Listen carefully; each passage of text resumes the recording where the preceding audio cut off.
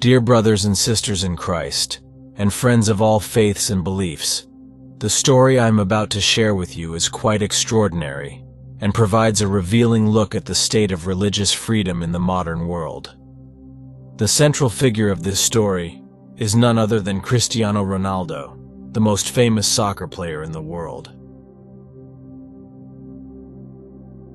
Picture an electrifying evening in Saudi Arabia. The atmosphere is charged, the air thick with emotion and tension. Al Nassr and Al Shorta, two of the strongest teams in the Arab Champions League, are facing off in a crucial match. The stands are packed. The spectators are on the edge of their seats. The scoreboard reads 0-0, and time seems to be ticking away with no change in sight. Into this setting, Cristiano Ronaldo springs into action. With agility and skill that only he possesses, he dribbles past opponents and evades risky tackles until he's taken down in the penalty box. The referee, without hesitation, calls for a penalty kick. Ronaldo picks up the ball and places it on the spot with the care of an artist in front of their canvas. He takes a few steps back, appears to reflect for a moment with his eyes closed, as if mentally preparing himself. Then he runs up and kicks. The ball, with a trajectory as accurate as a laser beam, zips into the bottom right corner of the net, eluding the outstretched hands of the opposing goalkeeper. It's a goal that not only seals a win for Al Nassr, but also catapults them directly into the final. But what happens next is as significant as the goal itself. Before his iconic victory scream reverberates through the stadium, Ronaldo makes the sign of the cross. It's a quick, almost instinctive gesture, a conditioned reflex honed by years of religious practice and faith. In that moment, Ronaldo is not just a soccer player who has just scored. He's a man giving thanks to God for a favorable outcome, a man of faith acknowledging divine providence in his life. Now, anywhere else, this gesture would pass as an act of personal devotion, probably overlooked or barely noticed. But this is not anywhere else. This is Saudi Arabia, a nation where Islamic law is strictly enforced and where the public practice of Christianity is strictly prohibited. In this country, it is not allowed for non-Muslims to pray publicly, let alone make such a distinctively Christian sign as the sign of the cross. Ronaldo grew up in a Catholic family in Madeira, Portugal, under the guidance of a deeply religious mother, Maria Dolores dos Santos Aveiro. Maria Dolores's faith was the bedrock of the family during hard times, the guiding light that led Ronaldo through the challenges of life. It's no exaggeration to say that faith is woven into the very fabric of his existence. The story of his birth, in fact, is a clear example of how faith can intervene in the course of events. Maria Dolores, due to adverse circumstances, had been advised to abort multiple times.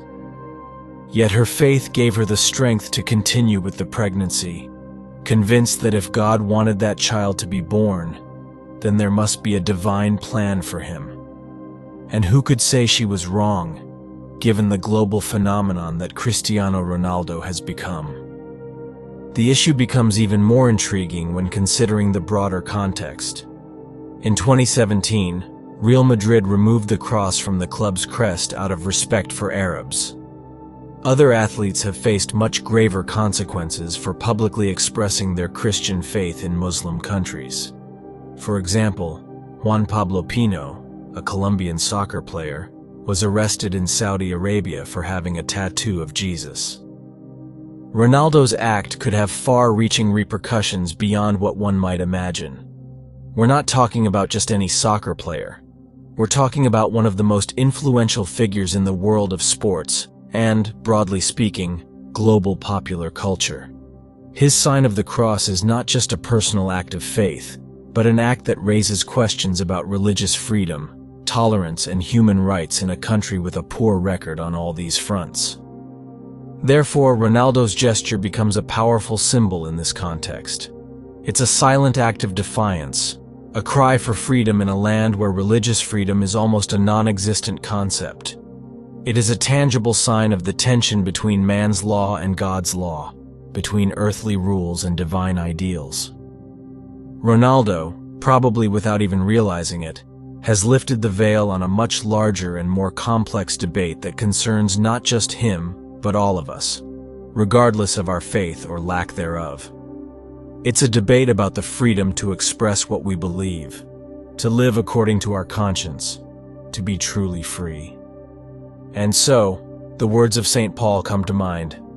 There is neither Jew nor Gentile, neither slave nor free, nor is there male and female, for you are all one in Christ Jesus. Galatians 3:28.